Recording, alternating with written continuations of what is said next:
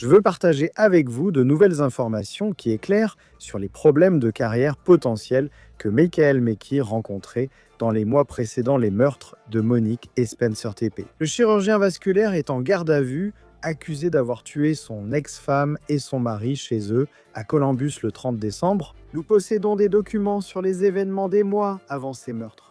Des personnes cherchaient Michael Mekhi, lié à un procès pour faute professionnelle à Las Vegas. Je vais vous présenter ces documents pour découvrir ce qu'ils révèlent sur un aspect troublant du passé de Mekhi.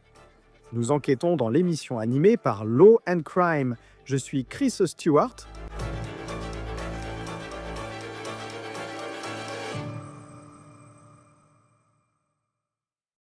Michael Mekhi a étudié pendant environ 15 ans pour devenir chirurgien vasculaire.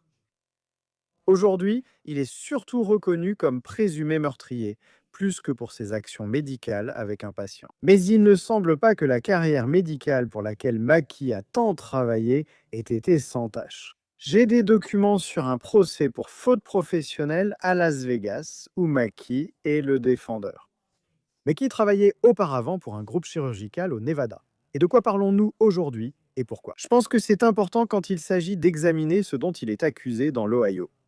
Ce n'est pas forcément le procès en lui-même, mais plutôt la manière dont cela s'est passé. Il semble qu'il ait peut-être agi en mentant potentiellement et en fuyant potentiellement.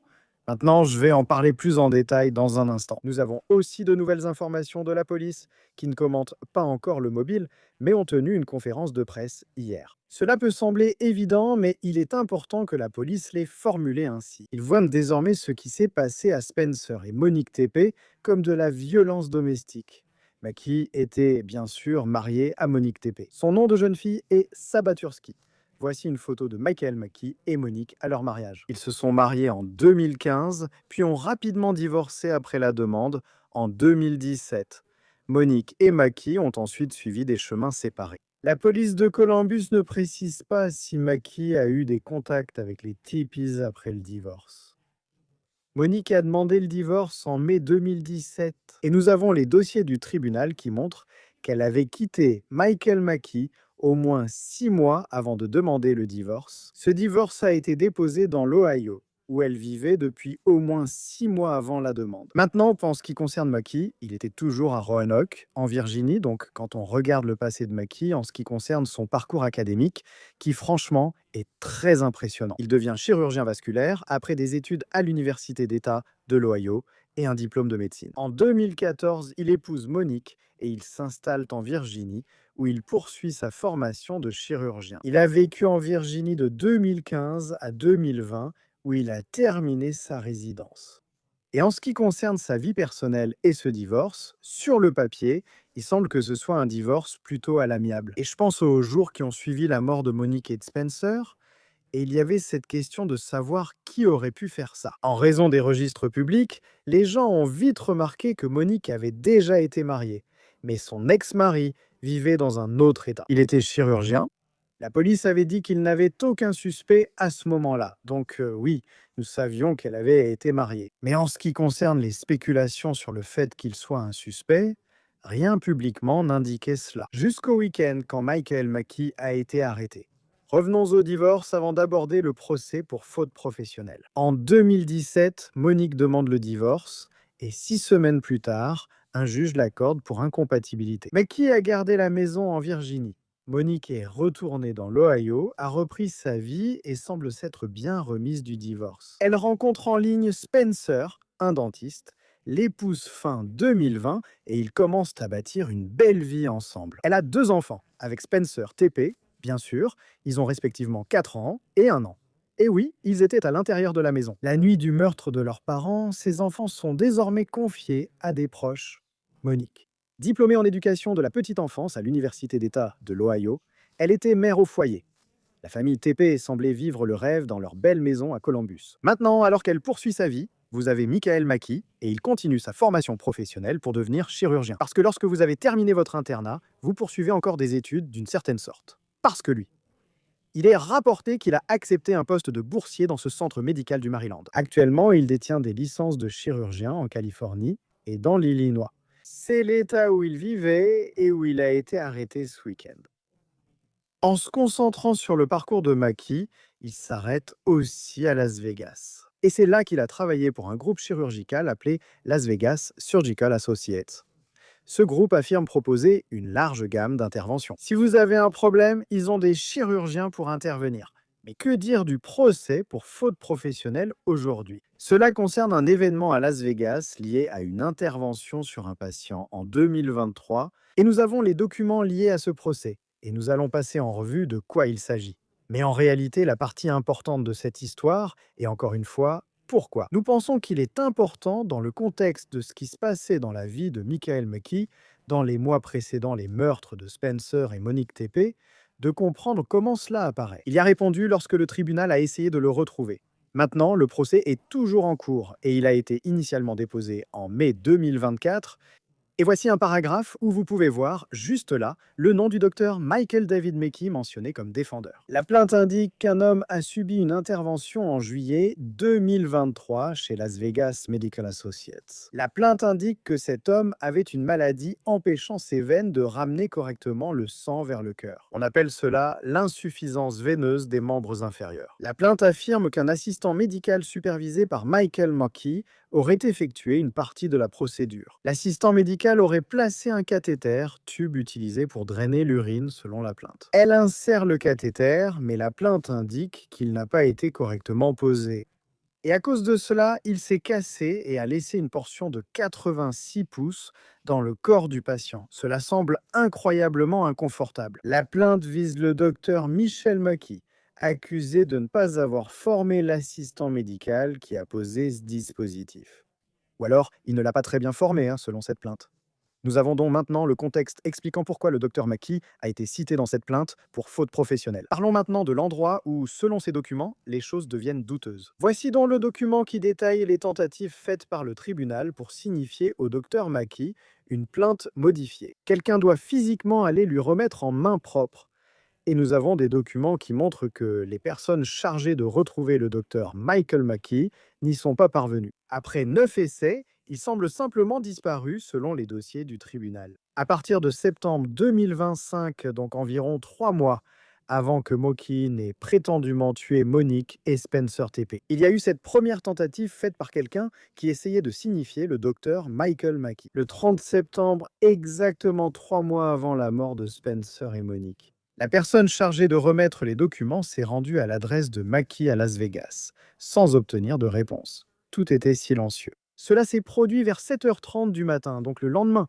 La personne revient vers 10h45 du matin à la même adresse, et cette fois, il semble que quelqu'un soit à la maison, écrivent-ils. Citation: J'ai entendu la télévision.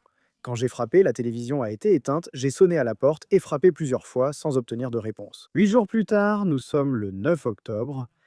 Une note mentionne un échange avec le docteur Pierre Caravella de Las Vegas Surgical Associates. Citation: Il a dit, il n'a aucune idée d'où se trouve le docteur Michel McKee maintenant. Il a dit qu'il a juste disparu. Maintenant, quand on regarde ça, on ne parle pas de quelqu'un qui est un petit médecin, c'est quelqu'un qui est chirurgien vasculaire. Ce n'est pas juste un petit employé qui a simplement disparu. C'était une figure principale dans ce cabinet. Et selon les personnes du cabinet où il travaillait, il avait simplement disparu maintenant, plus tard dans la journée. La personne chargée de remettre la convocation au docteur McKee retourne à l'adresse donnée, liée à McKee, mais il n'y a toujours pas de réponse. La personne précise aussi que la licence médicale de McKee au Nevada expire en juin 2025. Le document précise qu'ils ont poursuivi leurs recherches et trouvé une nouvelle adresse à Las Vegas. Mais lors de leur visite, le 20 octobre, la femme a affirmé que McKee n'habitait pas là et qu'elle ne le connaissait pas. WSIX Télévision est l'une des chaînes de télévision à Columbus. Ils ont en fait interviewé l'avocat qui a déposé cette plainte, qui a dit que l'adresse que le groupe chirurgical leur avait donnée pour Michael McKee, c'était, je cite, une fausse adresse. Il a ajouté: Quand on évoque une personne accusée d'un double meurtre, cet avocat qui porte plainte pour faute professionnelle, affirme connaître le milieu médical. Un chirurgien vasculaire est l'une des dernières deux personnes que l'on soupçonnerait d'un crime aussi horrible.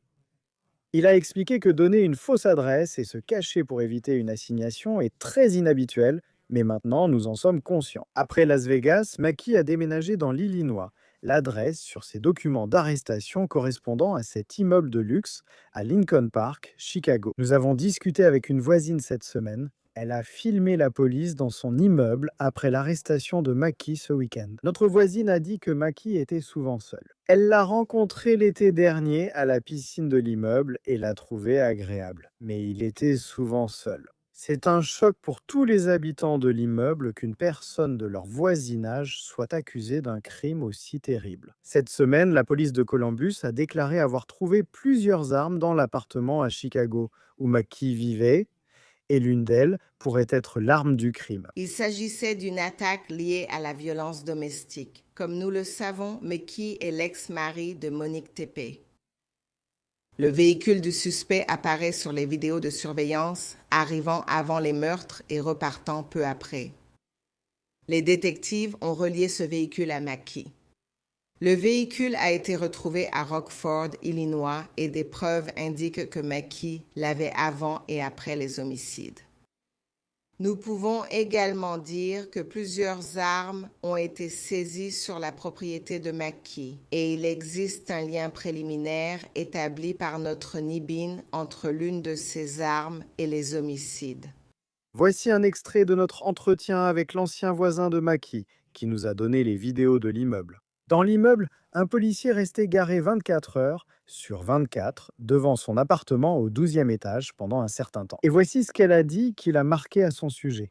Maintenant, avec le recul, Je connaissais Michael McKee parce qu'ici au Pierre, nous avons une piscine et un barbecue sur le toit. Et l'été dernier, je l'ai rencontré. Il était un nouveau résident. Je me suis présentée à lui et c'était un homme très agréable.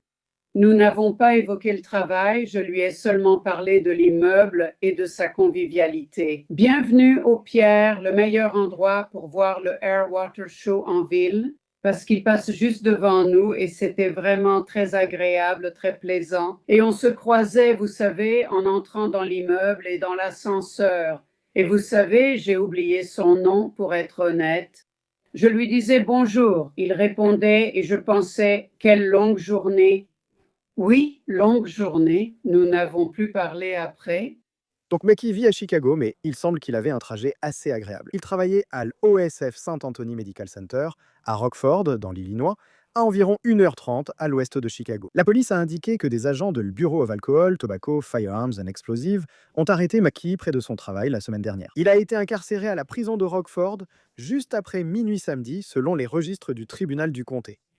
Lors de sa première comparution, Maki a renoncé à une audience d'extradition. La police de Columbus organise actuellement son retour dans l'Ohio pour répondre à ses accusations de meurtre aggravé contre son ex-femme et son nouveau mari. La police a confirmé que la personne d'intérêt, vue ici, est celle de la vidéo montrant quelqu'un marchant dans la ruelle derrière la maison des TP au moment des meurtres. Il porte des vêtements sombres, une capuche et évite les caméras installées derrière certaines maisons pointant vers la ruelle. La police pense qu'il s'agit de Maki et que la vidéo a été essentielle à son arrestation, ayant suivi ses déplacements via la vidéosurveillance la nuit des meurtres. Une voiture est ensuite renvoyée dans l'Illinois, prétendument enregistrée au nom de Michael Maki.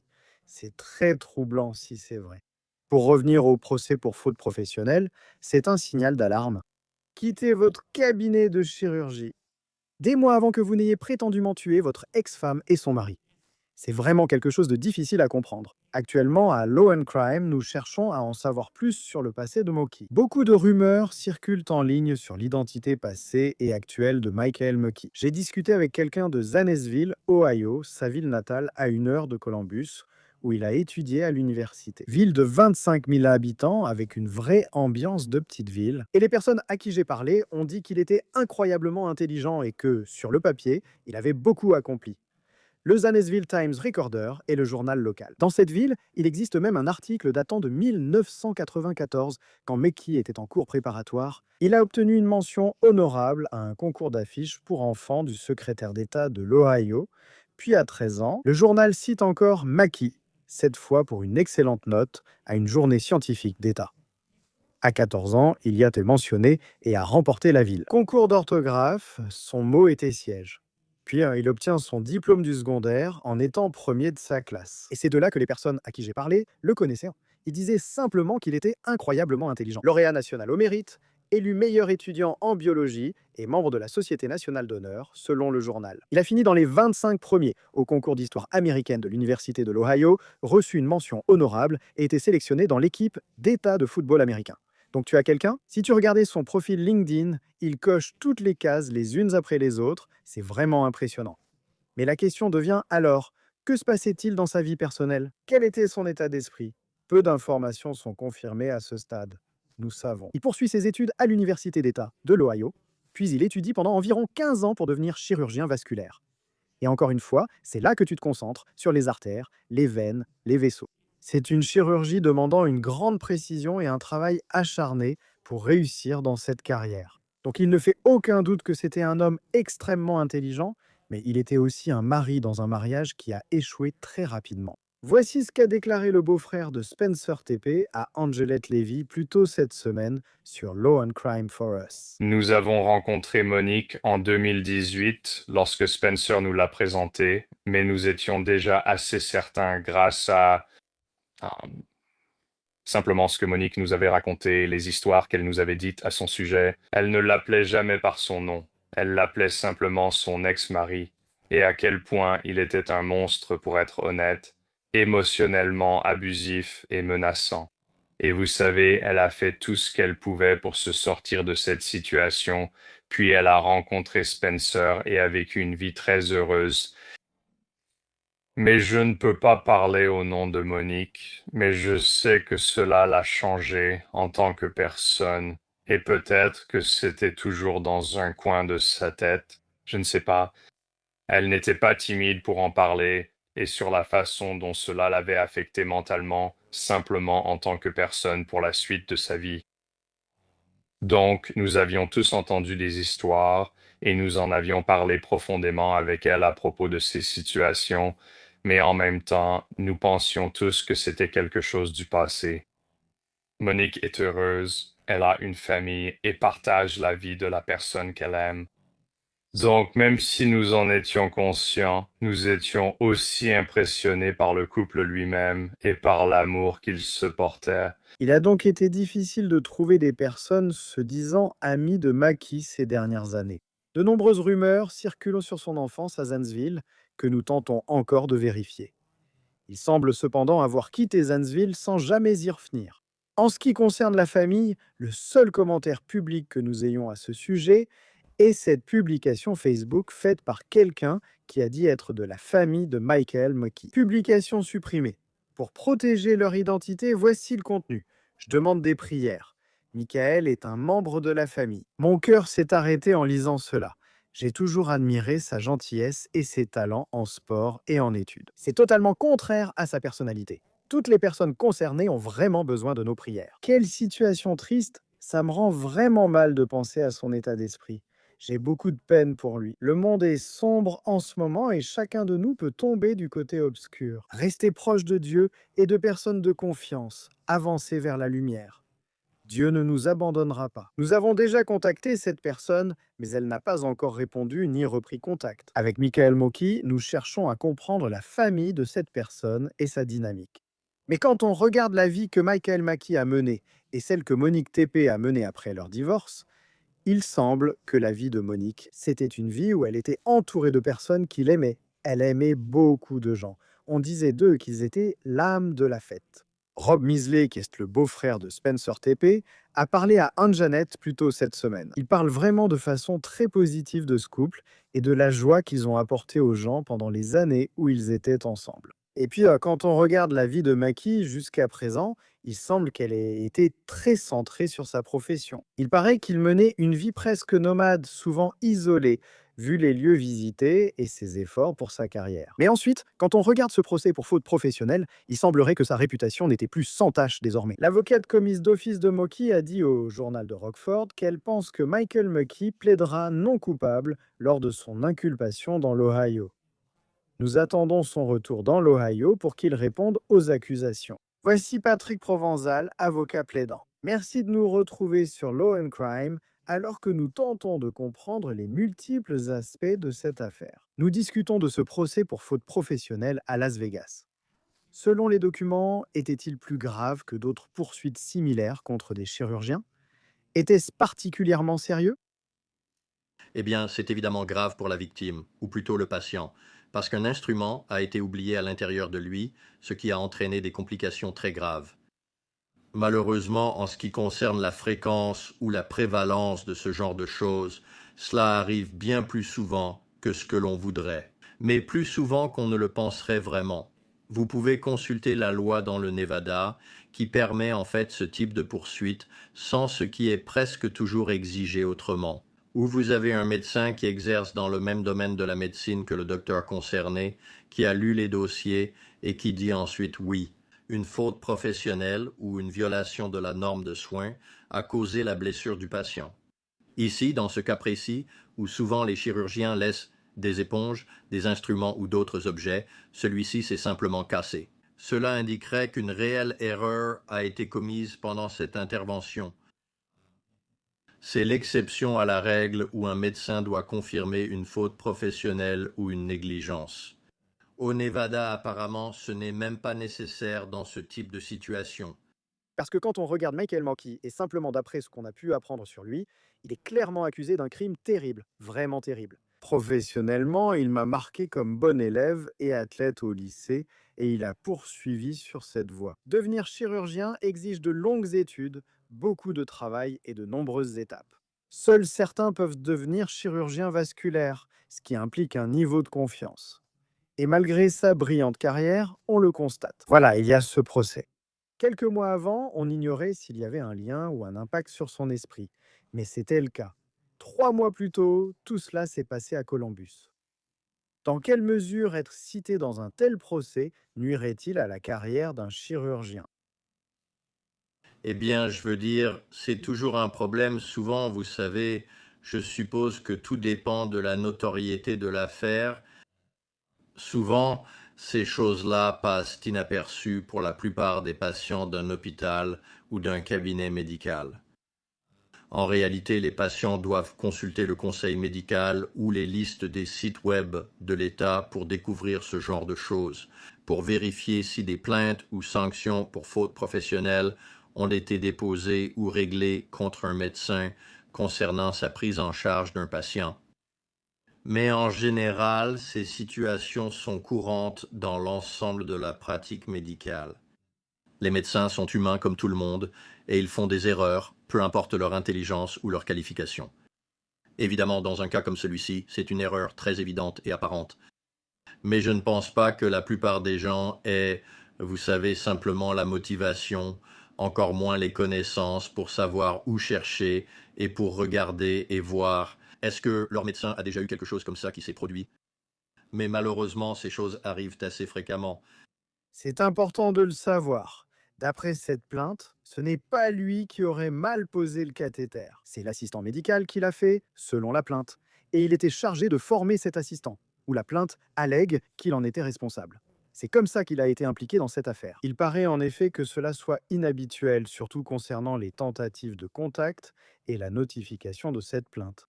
Ce qui m'a marqué, ce n'est pas seulement qu'on a frappé, que la télévision s'est éteinte et que personne ne sait où il est. Mais c'est aussi d'avoir parlé à un autre médecin qui a dit: «On n'a pas vu ce type, on ne sait tout simplement pas où il est allé, et c'est comme s'il n'était pas là», vous voyez? Ce n'est pas acceptable, même si c'était une infirmière, hein, mais là, c'est un chirurgien. À Vegas, il a juste disparu aux yeux des gens. Qu'en as-tu pensé? Est-ce courant dans ces cas? Pas du tout courant. Je veux dire, il y a tellement de choses vraiment inhabituelles dans ce procès en particulier, rien que lui-même. Et puis, tu ajoutes l'apparente connexion de ce monsieur aux allégations du double homicide dans l'Ohio. Je suppose que sa disparition est logique. S'ils sont liés, tu as ici de nombreux éléments vraiment très inhabituels pour un médecin en exercice. Um, Ses collègues ignorent où il se trouve. Il n'avait apparemment pas d'assurance contre les fautes professionnelles au Nevada. Je sais que lorsque l'avocat du plaignant a intenté un procès, j'ai vu un commentaire, et j'aurais certainement, dans les mêmes circonstances, attendu de recevoir des informations de la part de la compagnie d'assurance de ce médecin qui fournit son assurance contre les fautes professionnelles, ainsi que sur son affiliation à un hôpital ou une clinique locale ou autre. C'était qu'il agissait en tant que médecin superviseur de l'assistant médical qui effectuait la procédure. Quand un morceau de l'instrument s'est détaché. Et quelqu'un aurait dû le savoir, dans des circonstances normales où le médecin est celui qui lui accorde ses accréditations, ou a-t-il des privilèges pour exercer en ce qui concerne les hôpitaux et les cliniques, puis les compagnies d'assurance qui les assurent, parce que les médecins sont censés avoir une assurance contre la faute professionnelle, et pour que tout cela ne soit pas vrai. Dans ce cas où personne ne sait où il n'est pas assuré. Il donne de fausses adresses, vraiment inhabituelles, surtout pour quelqu'un au sommet de sa carrière. Je suis un médecin plus âgé qui est, vous savez, sur le point de prendre sa retraite. Peut-être que c'est compréhensible, mais là, vous avez un médecin au sommet de sa carrière, il a des patients. Même s'il arrêtait, il devrait rester en contact avec ses collègues pour assurer la continuité des soins aux patients. Qu'il ait tout cela et qu'il disparaisse aussi brusquement sans que personne dans son entourage ne soit vraiment au courant. Ignorer où il est ou ce qu'il fait est très inhabituel pour un chirurgien cardiovasculaire. Oui, ces tentatives de contact ont eu lieu en septembre. En fait, la première, moi je crois, était le 30 septembre, soit exactement 3 mois avant les meurtres de Monique et Spencer TP. Nous savons qu'après son départ, ou du moins nous pensons, d'après ce que nous avons pu reconstituer, qu'il vivait dans l'Illinois à cette époque. Lorsque ces meurtres ont eu lieu. Il résidait dans un bel immeuble à Lincoln Park, Chicago, et travaillait dans un centre médical pour un groupe de soins de santé à Rockford, Illinois. Est-ce qu'il s'agit d'une faute professionnelle, d'être cité dans un procès, ou juste des difficultés de la société à lui remettre une assignation? Ces éléments seraient-ils des signaux d'alarme? Je sais que OSF Saint-Anthony a publié un communiqué indiquant qu'il coopérait avec les forces de l'ordre. Mais vous savez, est-ce que ce serait quelque chose qui ressortirait lors du processus d'embauche d'un chirurgien pour un grand système hospitalier? S'ils avaient eu une sortie très controversée de ce groupe à Las Vegas, Ça devrait, vous savez, le lien. Comme dans toute situation où quelqu'un va embaucher quelqu'un, surtout un professionnel qui sera chargé de la santé et du bien-être des patients. Il devrait y avoir une vérification adéquate pour déterminer. Avez-vous déjà été poursuivi? Y a-t-il des poursuites en cours contre vous? Êtes-vous personnellement assuré ou avez-vous exercé dans un cabinet pour lequel vous avez été assuré? Avez-vous des privilèges dans d'autres établissements de santé? Cela nous permet de vérifier. Le fait que vous soyez en règle est reconnu par vos collègues. Des associations d'accréditation attestent que vous êtes un médecin compétent et qualifié. Et moi, ce sont vraiment des éléments primordiaux pour toute organisation de santé. Lorsqu'ils recrutent, ils doivent vérifier l'identité et la qualification, tant sur les compétences que le caractère pour le poste. maintenant, quand il s'agit simplement de, vous savez, parce qu'il y a cet aspect-là, ce qui est intéressant. Parce que lui, d'après tout ce que nous savons sur lui et ce qui a été rapporté, c'est qu'il était encore une fois un étudiant exceptionnel. Il progressait en grade, mais tout le travail pour devenir chirurgien restait avec l'internat et la spécialisation. Au final, on devient vraiment chirurgien vers la trentaine après tant d'années d'études. Mais en lisant ce procès, cela donne juste une impression. Je ne dirais pas que c'est hors de son caractère, parce que je ne connais pas ce type et il est clairement accusé d'un crime terrible. Mais ça semble juste très... Cela paraît étrange vu tout ce qu'il avait. Il est accusé de certains faits et a divorcé de Monique TP. On sait peu de choses sur son enfance, sauf qu'il était un très bon élève. Les gens demandent qu'est-ce qui te marque chez Michael Mokid à ce stade? C'est très difficile de faire le lien entre tout ça. Je pense que tu faisais allusion à ça. Tu as quelqu'un qui en apparence était vraiment un jeune homme exceptionnel et qui avait un avenir prometteur. Et maintenant, les révélations récentes et les circonstances suggèrent que quelque chose a vraiment, vraiment mal tourné, ou il y avait de vieilles choses dans son passé qui sont remontées et l'ont poussé à agir ainsi. Cela semble être un effondrement fondé sur des allégations connues. Je veux dire, vous avez un monsieur qui a eu une carrière très réussie dans la région de Chicago, puis qui exerçait dans le Nevada. Il n'y a aucune explication à cela. Vous avez un divorce très soudain après un mariage avec une jeune femme qui, à première vue, on pourrait penser qu'il ne divorcerait pas 1 ou 2 ans après s'être marié, alors qu'il avait un avenir si prometteur. Et maintenant, bien sûr, il y a les accusations de ce crime horrible et du meurtre de ce charmant couple à OIO. Il y a vraiment une forte dissonance entre ce qui semble être un chirurgien très compétent, accompli et respecté, et ce qui est apparu au cours des 8 ou 10 dernières années d'un effondrement de son mariage, d'une certaine fracture dans sa pratique professionnelle, et évidemment maintenant les accusations des pires crimes. Ouais, et je ne suis pas du genre à, vous savez, essayer de dresser son profil. Ce n'est pas, vous savez, je ne sais pas comment profiler les gens comme ils le font et deviner ce qu'il a en tête. Mais je pense aussi, enfin, malheureusement, on voit. Et la police a qualifié cela d'acte de violence domestique. Ils n'ont rien dit sur le mobile. Mais vous savez, on voit des cas de violence domestique. Et c'est ça, vous savez, l'ex-mari voit le mari et la femme à un événement ou à une fête. Et soudain, il y a de la violence. Il est accusé d'avoir conduit de l'Illinois à Columbus pour soi-disant faire cela, puis d'être reparti, et il a été arrêté à Rockford.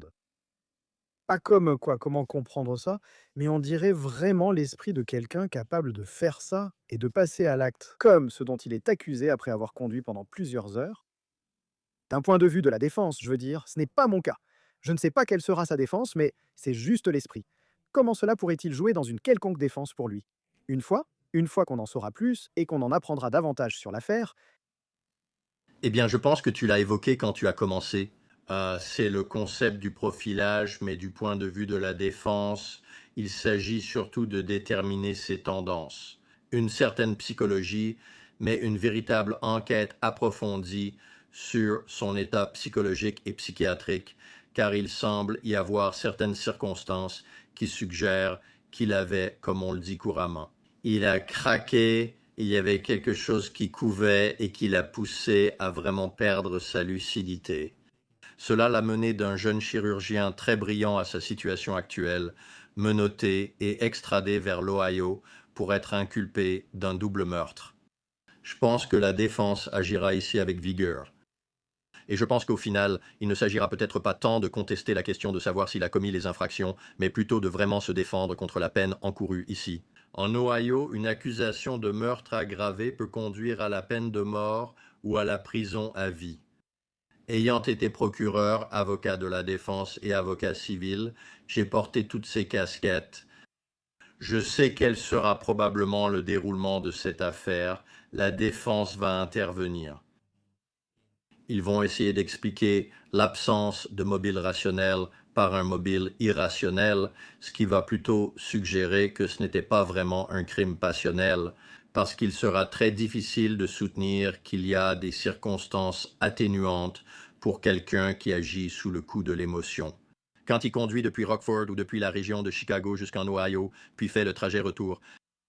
Sinon, dire cela est un effondrement mental, émotionnel et psychologique bien plus fort. Qu'il n'était pas bien ou qu'il manquait carrément de raison au point de ne pas pouvoir comprendre la criminalité de ses actes, ce sera une bataille juridique très difficile pour la défense, mais cela permettra certainement à la défense de présenter beaucoup de preuves au jury.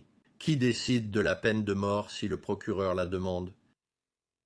Pour déterminer si, selon les circonstances et son état mental, psychologique et psychiatrique, son exécution est justifiée. oui, et ça, je sais qu'on a encore beaucoup de chemin à parcourir. Mais moi, il y a tellement de détails troublants qui sont sortis sur la façon dont il aurait prétendument agi. Et je pense aussi, enfin, j'aimerais poser une question sur un élément clé de preuve dont nous avons entendu parler hier de la part de la police de Columbus. Et ils pensent, après avoir fouillé son appartement à Chicago, qu'ils ont trouvé des armes, disent-ils, et puis ils en ont. Ils l'ont appelé correspondance préliminaire. Ils pensent qu'Ada que c'est l'arme du crime gardée chez lui. Pour nous, extérieurs et sans expérience, on se dit, vous avez l'arme du crime. C'est une preuve solide. Pourquoi, si les procureurs ont l'arme du crime? Est-ce que ça pourrait être incroyablement accablant pour Michael Mocky? Eh bien, je veux dire, l'expression arme fumante n'est pas un hasard, n'est-ce pas? Je veux dire, c'est si vous trouvez l'arme en possession de la personne, qui est accusée du crime et qu'on découvre qu'elle possède l'arme qui a servi à commettre le crime. Je veux dire, vous avez relié tous les points, vous allez probablement prouver votre affaire. Vous savez, il faudra faire des analyses balistiques sur l'arme, vous savez, pour comparer les balles récupérées sur les victimes afin de vraiment établir le lien. Mais vous savez, ils examinent le calibre de l'arme, le type de balles qui ont été récupérées, et ces éléments suffisent généralement à vous indiquer que vous êtes sur la bonne voie. Puis l'analyse balistique restante sera effectuée pour confirmer. Mais avoir l'arme est évidemment une partie cruciale de toute affaire. Je pensais, puisque c'est la première fois que j'en entends parler, en vous entendant le mentionner, qu'ils l'ont peut-être retrouvée. Je m'étais demandé, même s'il n'avait jamais retrouvé l'arme sur son trajet de retour de l'Ohio, la retrouverait-il un jour? Il aurait pu s'arrêter ou la jeter n'importe où. La police devrait vraiment enquêter sérieusement. Un travail ardu pour extraire ces données de localisation de son téléphone, s'il l'avait, déterminer s'il s'est arrêté, puis lancer les recherches. Dans des champs, dans des égouts, ou partout où vous alliez chercher pour trouver l'endroit le plus probable, sur ces centaines de kilomètres où il aurait pu se débarrasser d'une arme dans ce crime. Donc, l'avoir trouvé, ça enlève certainement beaucoup de pression. La police, pour vraiment lier et relier cet homme au crime dont il est accusé. Cela souligne aussi, je pense, le point que j'ai déjà mentionné, la défense dans cette affaire. Il se peut que la question ne soit pas vraiment de savoir s'il l'a fait, mais plutôt de défendre sa vie et de le sauver de l'exécution. Et nous verrons ce qui se passe. C'est en cours. C'est ce qu'ils disent. Ils sont en train de voir comment le transporter de l'Illinois à l'Ohio, où il fera face à des accusations très très graves dans une affaire vraiment très difficile. Patrick Profenzal, avocat plaidant. C'est toujours un plaisir de vous avoir sur Law and Crime. Merci d'être avec nous. Avec plaisir, Chris. Merci beaucoup. Prenez soin de vous. Merci d'avoir suivi Law and Crime. Abonnez-vous à notre chaîne YouTube et Spotify. Je suis Chris Stewart. À bientôt.